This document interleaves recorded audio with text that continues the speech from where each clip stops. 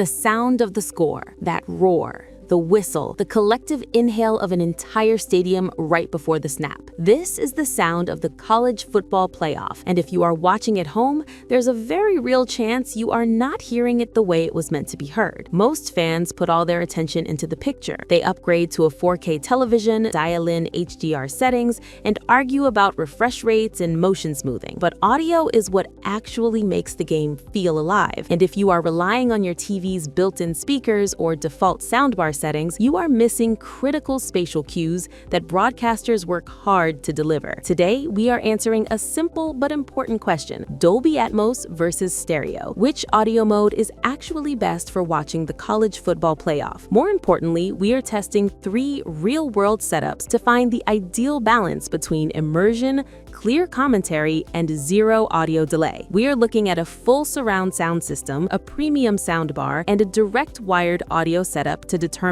which one truly delivers on game day. The Immersion King, dedicated surround sound. When people think of the ultimate home audio experience, they think of surround sound, and for good reason. A properly configured 5.1, 7.1, or Dolby Atmos system is the closest you can get to recreating the energy of the stadium inside your home. The key difference between surround sound and stereo is how audio is distributed. In a true surround mix, sound is discrete, meaning each element is assigned to its own channel. Crowd noise is routed primarily to the surround speakers, ambient stadium sound fills the rear and height channels, and commentary is locked to the center channel. That center channel is the most important speaker for sport. It isolates dialogue from the chaos, allowing announcers to remain clear even during the loudest moments of the game. When the mix is done well, you can increase the volume without losing intelligibility because the commentators are not competing with bass-heavy effects or crowd noise. However, none of this matters if your signal chain is configured incorrectly. One of the most common mistakes viewers make is setting their TV or streaming device to output PCM stereo. When you do this, you collapse the surround mix before it ever reaches your AV receiver. Instead,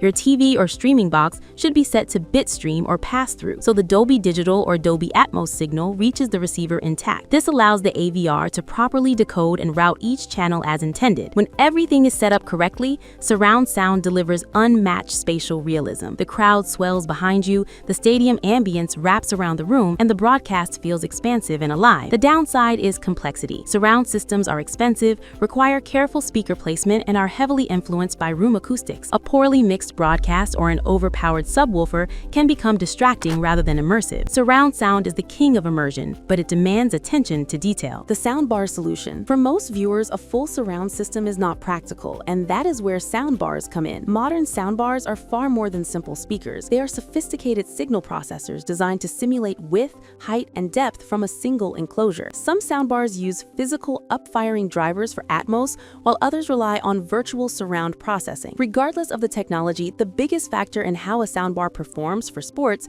comes down to listening modes. Most soundbars include at least 3 primary modes: movie or cinema mode, standard mode, and sports or voice clarity mode. Movie mode is often the default, and for sports, it is usually the worst option. It exaggerates bass, widens the soundstage aggressively, and emphasizes low-frequency effects that overwhelm commentary. Crowd noise becomes dominant, and announcers can sound distant or recessed. Standard mode is more balanced and neutral, but it can feel flat during high-energy moments. This is where sports mode or voice clarity mode becomes essential. These modes emphasize the mid-range frequencies where human speech lives, gently compress dynamic swings, and pull commentary forward in the mix. The single most important adjustment most people overlook is subwoofer level. Crowd noise carries a lot of low-frequency energy, and if the subwoofer is set too high, it masks speech and creates listening fatigue. Reducing the subwoofer output by even 1 or 2 steps can dramatically improve clarity without killing the excitement of the game. A well-tuned soundbar does not replace true surround sound, but it offers the best balance of simplicity, clarity, and immersion for the majority of viewers. The zero-lag wired audio option. Headphones and wired speakers. The most overlooked category for live sports audio is also one of the most reliable: direct wired audio. This includes both wired headphones and wired speakers connected through a TV's headphone jack, line out, or an AV receiver's dedicated output. Live sports streams already introduce a small amount of delay, and wireless audio can add even more latency on top of that. This is why commentary can feel slightly out of sync, especially during close-up shots, referee announcements, or rapid camera cuts. Wired connections eliminate this variable entirely. Whether you are using wired headphones or a pair of powered wired wired speakers, audio arrives instantly with no wireless buffering, no compression artifacts, and no sync drift. For sports, low latency is far more important than advanced processing features like active noise cancellation or virtual surround. Those features can introduce additional delay and alter frequency response in ways that reduce speech clarity. A clean, direct signal path delivers the most accurate and consistent experience. Headphone choice matters here. Open-back headphones provide a wide, natural soundstage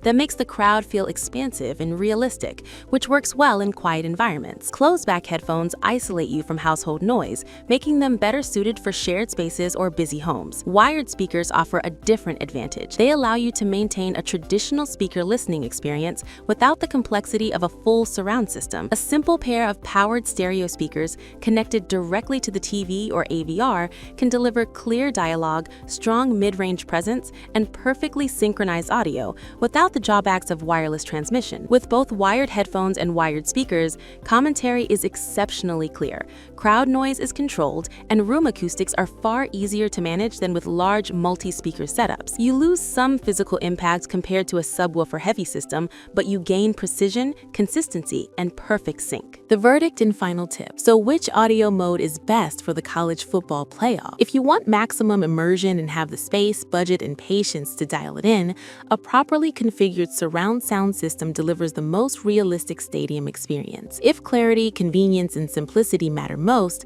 a soundbar in sports mode or voice clarity mode offers excellent results with minimal effort. And if you want zero lag, perfect synchronization, and focused commentary, direct wired audio, whether through headphones or wired speakers, is the most dependable option. No matter which setup you use, there is one universal rule: disable all post-processing features on your TV. Auto volume leveling, dynamic compression, and artificial sound enhancements introduce delay and crush dynamics, robbing the game of excitement. Turn them off and let your audio system do what it was designed to do. That is how you hear the game the way it was meant to be heard. What is your game day audio setup? Let me know in the comments and subscribe to Headphones Pro Review for more in-depth audio analysis.